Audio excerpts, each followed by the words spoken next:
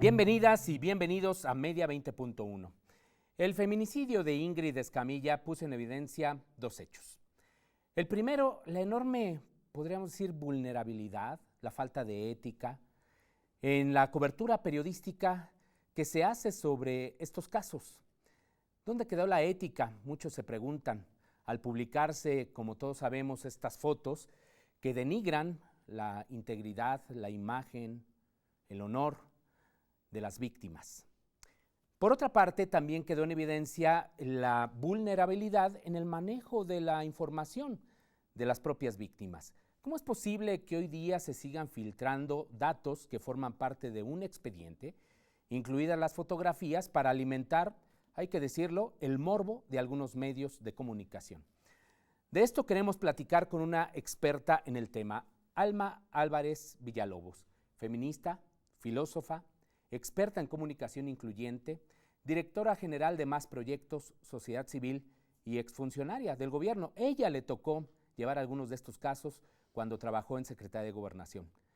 De esto queremos platicar, esperamos obviamente también su participación, y antes de esta entrevista le invitamos a ver algunas de las notas que consideramos más importantes en materia de medios de comunicación. La Asociación Mexicana de Defensorías de las Audiencias, la AMDA, en conjunto con otras organizaciones, solicitó a la Secretaría de Gobernación apegarse a la sentencia de un tribunal que resolvió cambios en los lineamientos de clasificación de contenidos audiovisuales. La historia es la siguiente. En nuestro país, increíblemente, el horario infantil termina a las 4 de la tarde, lo que posibilita que las y los más pequeñas, los niños y niños, vean contenidos no aptos para su edad y además estén expuestos a publicidad de comida chatarra, pues las niñas y los niños, según estudios del Instituto Federal de Telecomunicaciones, ven televisión en promedio hasta las 10 de la noche. Hace unos meses, la AMDA, de la mano de su expresidenta, la maestra Adriana Solórzano, profesora de la UNAM, ganó un amparo que obligaba a la Secretaría de Gobernación a emitir nuevos lineamientos para resolver este problema. Y en efecto, la Secretaría de Gobernación emitió nuevos lineamientos hace un par de semanas, pero sin atender otra vez el reclamo de fondo. La Presidencia de la República hizo entrega a la revista Contralínea de un expediente de 780 páginas relacionadas con la publicidad que el gobierno del expresidente Enrique Peña Nieto contrató con diversos medios y comunicadores.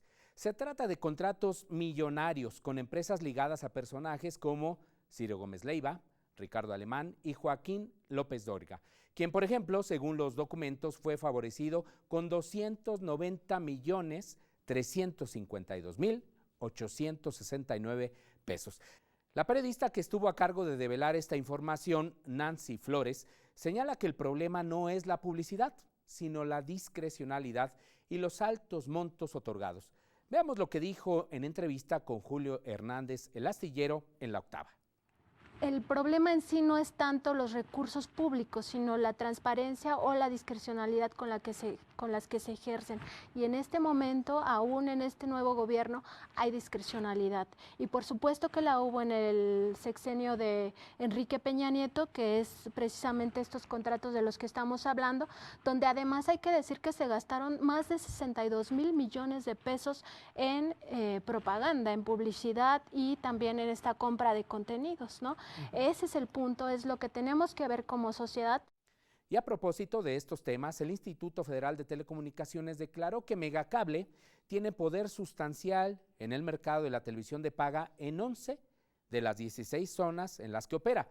Esto después de adquirir la empresa Axtel. Según la autoridad investigadora de este instituto, la situación prende las alertas para garantizar la competencia entre proveedores del servicio de audio y video restringidos. El juicio de extradición de Julian Assange a Estados Unidos comenzó esta semana en Londres. Al activista fundador del portal de filtraciones Wikileaks se le acusa de espionaje al develar documentos que daban cuenta del actual ejército estadounidense en contra de civiles en Siria y Afganistán. En este contexto, decenas de periodistas y activistas se manifestaron para exigir la libertad de Assange, quien, según su propio padre, es víctima de tortura durante su encierro en la prisión de Belmarsh, en Reino Unido.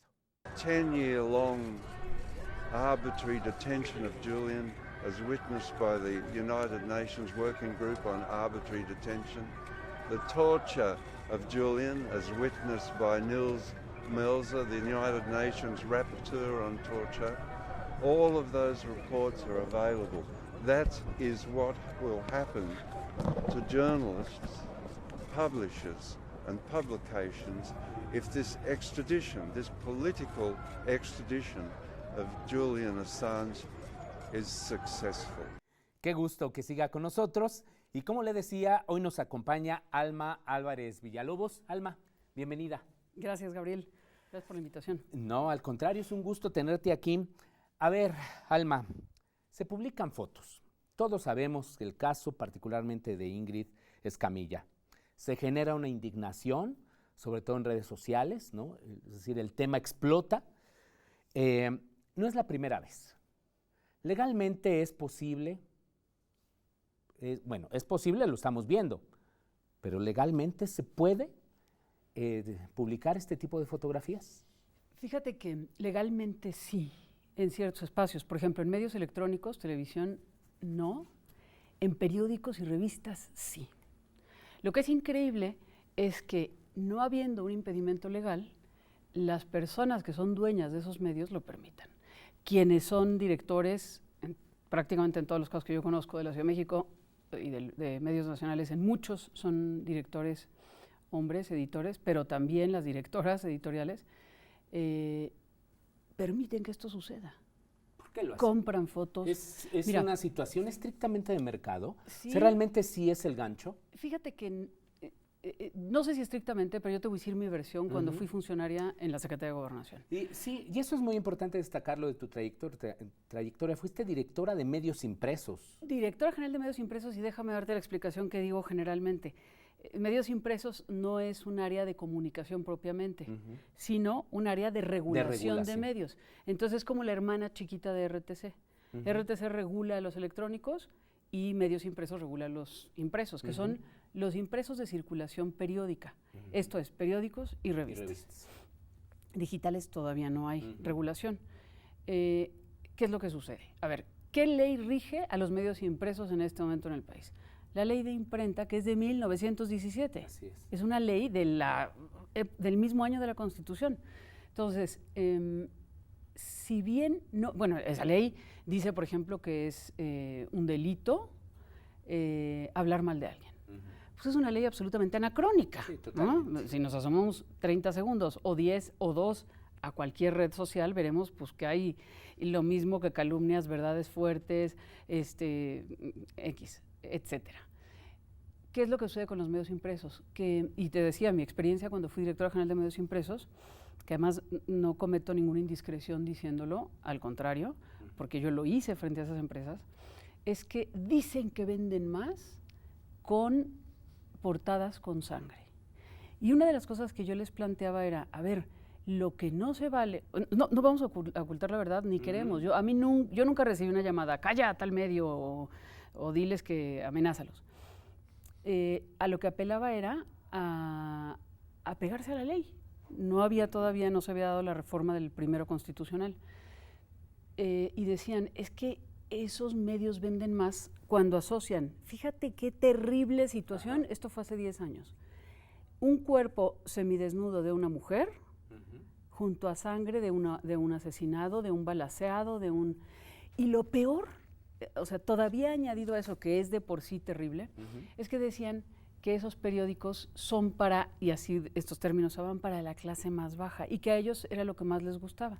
Cuando empecé a confrontar a las empresas, yo les decía, a ver, sin regulación, Gabriel, y vuelvo a lo mismo, era apelar a su ética. Pues sí, a su ética más básica, la ética profesional, a su ciudadanía. Y entonces decían, es que esos periódicos son los que más venden, y esos los vendían a la mitad de precio que el periódico grande. O sea, hablo directa, y ¿puedo decir alguna marca? ¿Alguna Sí, claro. Reforma y Metro?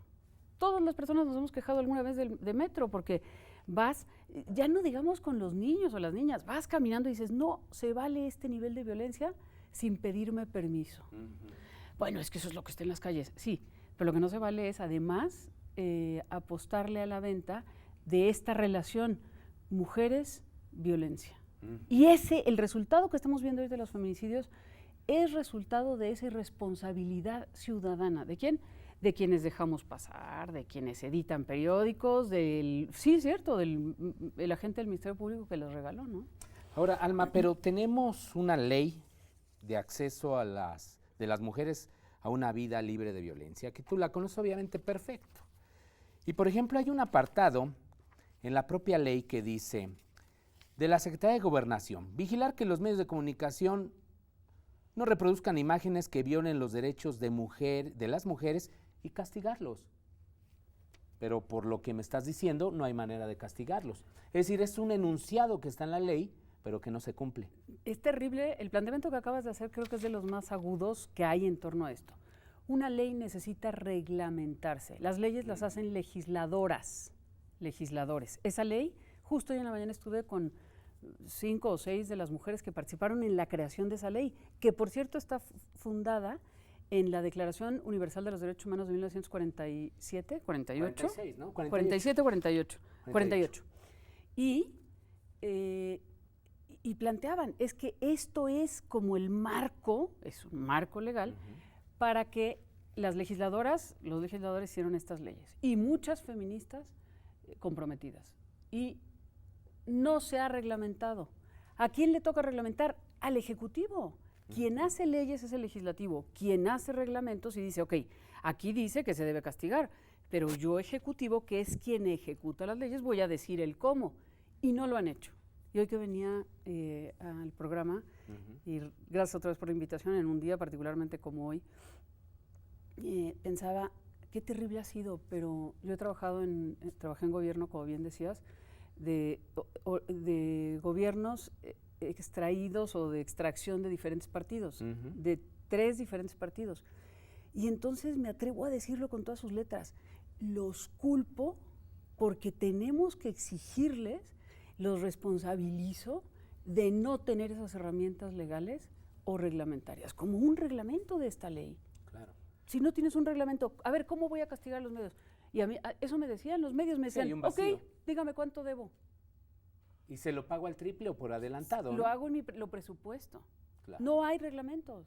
Entonces, ¿cómo podemos operar una ley sin reglamentos? O peor, sin gente que debe operarla y no conoce ni siquiera el artículo 1 constitucional que nos garantiza a las mujeres el acceso y a todas las personas, pero ahora hablando de estos temas, a las mujeres el acceso a una vida libre de violencia. Alma, ¿y el reglamento de publicaciones y revistas ilustradas no alcanza para esto? Porque tú presidías la comisión calificadora de publicaciones y revistas ilustradas. ¿No alcanza para esto? Fíjate que es una pena. Cuando yo estuve 4 años, hicimos como 6 versiones diferentes. Llegué y el día 1 de mi encargo, llamé a la abogada, Marlene Pérez, y al abogado que estaba también ahí, pero ella era la que lo encabezaba, y hicimos una versión, la revisamos así a detalle de ese reglamento. 17 versiones durante los 4 años, porque nos decían, no, cámbiale esto, cámbiale esto. Lo más terrible es que la COFEMER, la Comisión Federal de Mejora Regulatoria, nos lo aprobó. Nos lo aprobó el área jurídica de la Secretaría de Gobernación. ¿Quién? Mira, la misma mano que mece todas las cunas de la violencia de género, del machismo, es la misma que detuvo eso. Es una mano que es cobarde porque le tiene miedo a que perdamos privilegios. O sea, nunca se publicó ese reglamento. No se publicó ese reglamento. O sea, se sigue operando con el anterior. Tenemos que hacer una pausa, Alma, pero ahorita nos dices qué ocurrió porque sí, claro. Pues, es una historia muy importante. Bueno, ya ve, no se distinguen colores en este asunto de la regulación de los medios impresos y de otros. No se vaya.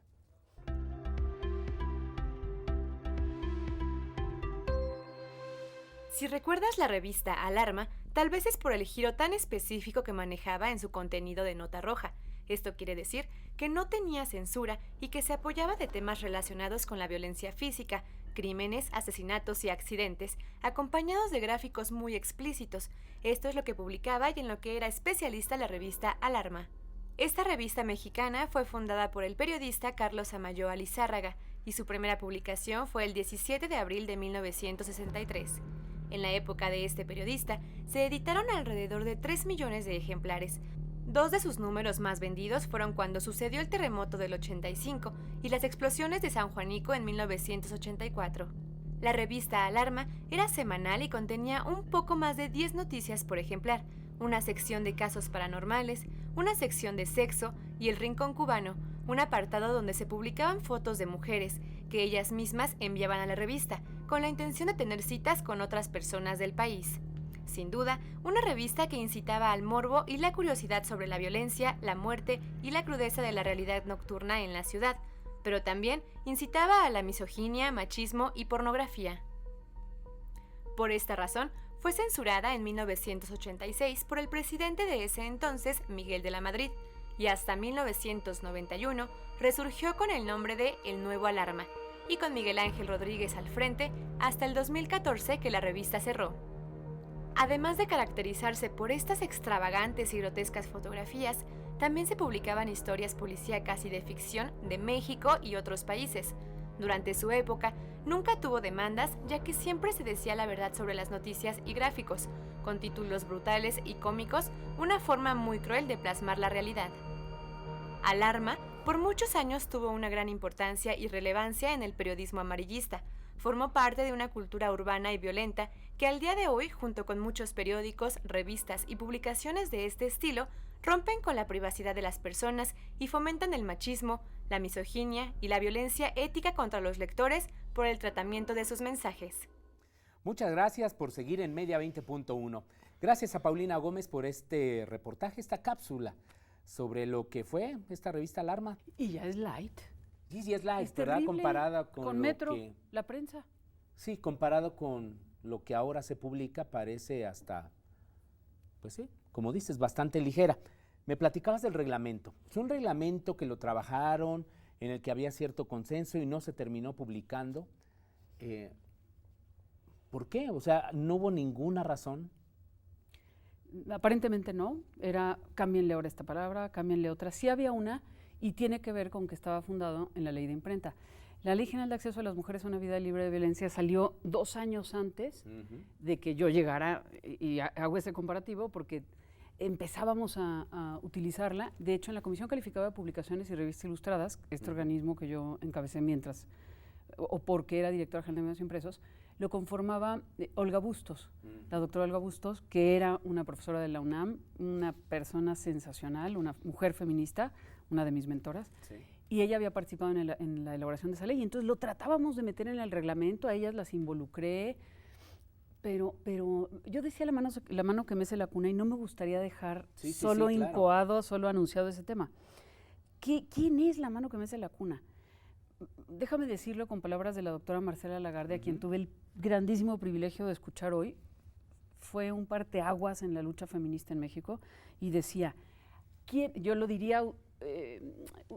¿cómo se dice? Usando sus palabras, como se me fue esa palabra, pero quien mece la cuna es el patriarcado, es esa cultura que tenemos las mujeres y los hombres, no todas, no todos, nos la queremos quitar de encima, pero es una cultura y es una forma estructural del Estado, ¿de cuál? Sí, estamos hablando del Estado mexicano, pero también de otros estados, nación. Sí.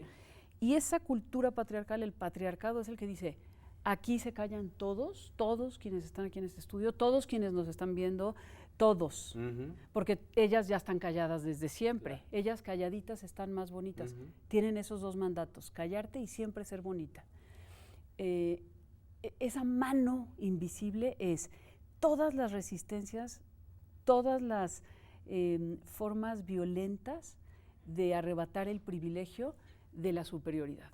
En México lo podemos llamar también, tiene caras diversas como el machismo, como la misoginia, la homofobia, es una forma de ese patriarcado, es una forma de decir aquí todos se portan como yo digo, sí. Y nada de que haya mariconcitos, porque eso pareciera que es ser inferior, que es como elegir ser como las que valen menos, y pues es terrible. Lo que necesitamos es, yo digo que con una cosa se resolvería, con 2, que están unidas. Si hubiera respeto por el Estado de Derecho, Gabriel, no habría impunidad. ¿Y cuál es el Estado de Derecho? El que las autoridades, como dice el artículo 1 de la Constitución, en el ámbito de sus competencias, promuevan los derechos humanos, respondan, protejan, fomenten, y cuando se equivoquen, resarzan, hagan un resarcimiento a las víctimas. Si todas las personas hiciéramos eso que nos corresponde, ya no necesitaríamos ni más leyes, ni más castigos. Ahora, ¿qué está pasando? Porque una de las opciones que ha tomado pues, los directores de medios, sobre todo hombres, ¿no? Y en general los empresarios del sector de medios de comunicación, es la autorregulación. Y se han firmado convenios, tenemos por la igualdad de género y combate a la violencia contra las mujeres en los medios de comunicación de 2016, o uno más reciente, que es el Pacto para colaborar en la eliminación de la violencia contra las mujeres y las niñas en México. ¿Ha funcionado la autorregulación o no? No, la Convención Belém do Pará, que es de 1995, a reserva de equivocarme, plantea a los gobiernos que pertenecen a la ONU que, lo voy a decir con términos muy coloquiales, que le bajen a la violencia contra las mujeres. Diría en términos de Marcela Lagarde, de la doctora Marcela Lagarde de hoy, que se erradique al cero. Hay gente que dice, bueno, ya vamos caminando poquito a poco. ¿Poquito a poco? ¿Que maten poquitas menos? ¿Cuántas es poquitas, no? No, y las cifras son escandalosas. Son de terror, pero empiezan ahí, empiezan en la falta de respeto hacia las mujeres, en cómo las presentan. Ojo, y lo voy a decir y me atrevo porque sé que hay libertad de expresión. Claro. En la publicidad del gobierno federal y de los gobiernos estatales. Los gobiernos municipales no, porque no tienen ni un peso para publicidad que se llama propaganda política. No es posible que sigamos viendo el cuerpo de una mujer semidesnuda acostada sobre billetes para publicar una rifa. Sí. Y no estoy alucinando, no me estoy inventando algo. Es real. Este año todavía lo vi. La cosificación de la mujer hasta en la publicidad gubernamental. Tú impulsaste, y por eso lo traje, 2 excelentes manuales, uno que se llama Publicidad con Equidad, que es en realidad un manual de sensibilización, y el otro es un manual de criterios e instrumentos que, pues, uno entendería que se aplicaron en administraciones anteriores, pero no se aplicaron. Sí. O más o menos. Es que cada sexenio o cada trienio, depende de si es municipal, empezamos de cero, Gabriel. No puede ser. Es como querer inventar el hilo negro, el fuego, la rueda. La Constitución, artículo 1 lo dice, tienen responsabilidad todas las personas que son autoridades. Yo cuando doy cursos o talleres a personal de gobiernos, de cualquier orden de gobierno o de cualquier poder, les planteo, no importa si tu trabajo es en la puerta recibir a las personas o firmar grandes protocolos u otras cosas, cada uno de ustedes tiene la responsabilidad que la Constitución le confiere. Tenemos que hacer algo. Pero yo no soy la Comisión Nacional de Derechos Humanos. No importa. Estás en la Secretaría de Salud, tienes responsabilidad de promover la igualdad entre mujeres y hombres. Claro. Estás en la Secretaría de Educación, tienes la responsabilidad de promoverla. Y estás en la empresa, tienes la responsabilidad de promoverla. Estos límites, yo me doy cuenta y espero no tener que pedir una disculpa, pero que sí traigo mucha pasión. Estos casos recientes nos han sacudido, sí, nos han y tenemos que aprovechar este momento. Si no lo hacemos, no va a haber nada que nos haga diferentes. Sí, es un momento coyuntural muy importante y, como bien dices, debemos aprovecharlo. Por eso resultan insuficientes, por ejemplo, esta disculpa que ofreció Organización Editorial Mexicana y la prensa luego de publicar todo esto. ¿La leíste? Sí. ¿Las disculpas? Sí. ¿Qué opinas? Me indignan, me molestan, porque esto sucedió ahora con este caso terrible, repugnante, reprobable, pero lo hacen todos los días. Pero ¿sabes qué es peor a veces? Cuando yo era directora general de medios impresos, me llegó un día una hoja de un periódico, que no es ninguno de estos nota roja terribles, y entonces de parte de un grupo de la sociedad civil, y decía, estamos en contra de que se vea este desnudo de una mujer. Era una mujer que sí efectivamente se veía que estaba desnuda, boca abajo, asoleándose en una playa en Europa. Pero a la vuelta había una foto de una mujer que estaba en los separos de un municipio, o sea, en la cárcel, y le estaban levantando la blusa y tenía el torso desnudo, evidentemente contra su voluntad. El que lo haya hecho contra su voluntad es una falta de respeto a sus derechos humanos, pero que lo hayan publicado en un periódico y no es por el periódico solo, sino por quien estaba en los separos y lo publicó. Y el reclamo ciudadano era la desnudez de la mujer que estaba del otro lado, la que estaba presa. No sabemos qué se piense, pero ¿Esto qué nos grita? ¿Qué nos dice? Es un componente completo, estructural, está en la estructura misma de nuestras familias, de nuestras escuelas, de las iglesias, de las empresas y de los gobiernos y de los tres poderes. Está en lo estructural, esto es estructural, si le quito las patas a esta mesa, se nos cae. Si a esa mesa, en la estructura le pongo el machismo, el patriarcado, la misoginia, la homofobia y todas las formas de fobias, pues tenemos una sociedad perfectamente compaginada con la desigualdad, con la violencia permanente en todos los espacios. ¿Qué necesitamos? Déjame, entiendo que ya vamos cerrando. Así es. Necesitamos hombres que dejen de ser violentos. Con nosotras, desde luego, pero entre ellos, porque como entre ellos, en lugar de saludarse de beso, porque eso es... Sí, claro. ¡Ay, no! Se dan de golpes. Se dan de golpes y se lastiman. Ay, bueno, es que no. Y me ha tocado gente que se salga de un taller diciendo esto, solo esto que estoy diciendo. Entonces, tenemos que dejar de ver como normal la violencia. Contra todos, contra todas. Y unos segunditos, ¿y qué tendríamos que hacer las audiencias, los usuarios de redes sociales, los lectores de periódicos, lectoras de periódicos? Denunciarlo. Denunciarlos. Si a mí me dices qué es lo que más quejarse. ha funcionado, voy a decir una cosa terrible y no me importa porque estamos en un momento terrible. El Me Too tuvo un efecto, el más fuerte de todos. Sí es cierto que en el camino se han de haber llevado a 2 o 3 de 1000, 2 o 3 inocentes, de 997 que no lo eran. Eso paró, porque parece que al machismo, que es cobarde esencialmente, lo único que lo detiene es el miedo a que alguien lo sepa, que vayan a decir que yo hice. Denuncia, denuncia, denuncia y exigir, porque si no exigimos, nuestros gobiernos, nuestros poderes, nuestras autoridades, nuestros medios seguirán haciéndolo y con una cartita de perdón piensan que se arregla todo. Y nosotros lo perdonamos, normalizamos esto. La violencia, que es lo que hay que evitar. Alma Álvarez Villalobos, muchísimas gracias por estar en Media 20.1. Muchísimas gracias a usted. Bueno, ahí está muy claro lo que tenemos que hacer. Gracias nuevamente. Gracias, Gabriel.